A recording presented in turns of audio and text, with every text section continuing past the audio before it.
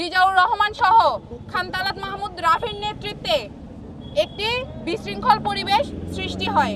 আমি চাইছি খানতালাত মাহমুদ রাফি এই বিশৃঙ্খল পরিবেশ সৃষ্টির জন্য জনসম্মুখে এসে ক্ষমা চাইবে। এবং রিজাউর রহমানের কথা যদি বলতে চাই, তাহলে বিগত সময়গুলোতে কয়েকবার আমি একটি ফেসবুক পোস্টের মাধ্যমেও তাকে আমি হুঁশিয়ার করেছিলাম যে আপনি যেই ছেলেপেলেগুলোকে নিয়ে চলাচল করছেন এরা বিগত সময়গুলোতে ডট গ্যাংয়ের সাথে জড়িত ছিল এবং আমাকে বিভিন্নভাবে সোশ্যাল মিডিয়াতে সাইবার বুলিং করেছে এবং বিভিন্ন প্রোগ্রামগুলোতেও তারা এই কাজগুলো চলমান রেখেছিল। এর বিরুদ্ধে আমি বারবার খানতালাত মাহমুদ রাফি, রিজাউর রহমান এবং কেন্দ্র সহ এই বিষয়গুলো জানিয়েছি, কিন্তু তারা কোনো দৃশ্যমান পদক্ষেপ নেয়নি। আমি চাই যারা এই নারী হ্যারাসমেন্টের সাথে জড়িত আছে তাদেরকে খুঁজে এনে দৃষ্টান্তমূলক শাস্তির ব্যবস্থা করা হোক এবং এই হামলার সাথে যারা জড়িত আছে তাদেরকে প্রশাসন অতি দ্রুত গ্রেফতার করবে এবং দৃষ্টান্তমূলক শাস্তির ব্যবস্থা করবে।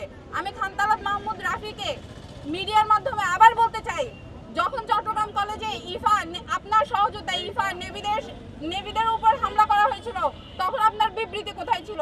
যখন আমাকে সাইবার বুলিং করা হয়েছিল তখন আপনার বিবৃতি কোথায় ছিল? গতকাল আপনার সহযোদ্ধাদের উপরে যার সাথে আপনি চট্টগ্রামে আন্দোলনে লিড দিয়েছেন তার উপরে হামলা করা হয়েছিল, সেই হামলার প্রতিবাদে আপনার বক্তব্য কোথায়?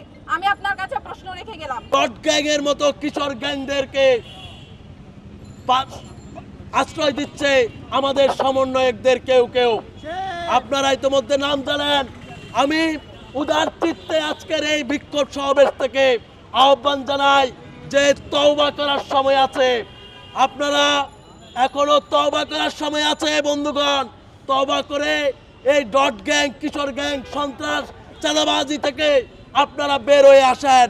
জনগণ আপনাদের দিকে তাকিয়ে আছে, জনগণ আপনাদেরকে ভালোবাসে, জনগণ আপনাদেরকে সম্মান দিয়েছে।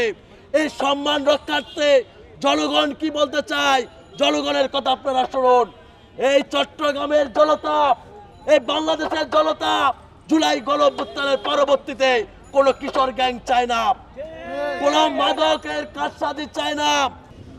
আমাদের অভিযোগ ডট গ্যাংয়ের সন্ত্রাসীদের বিরুদ্ধে এবং যারা তাদেরকে আশ্রয় দিচ্ছে রাফি, রেজাউল, নিজামদের বিরুদ্ধে।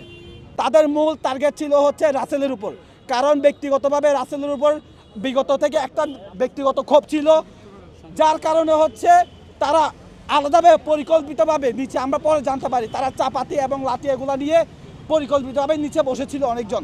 এবং তারা যে সোশ্যাল মিডিয়াতে যে বিষয়গুলো বলছে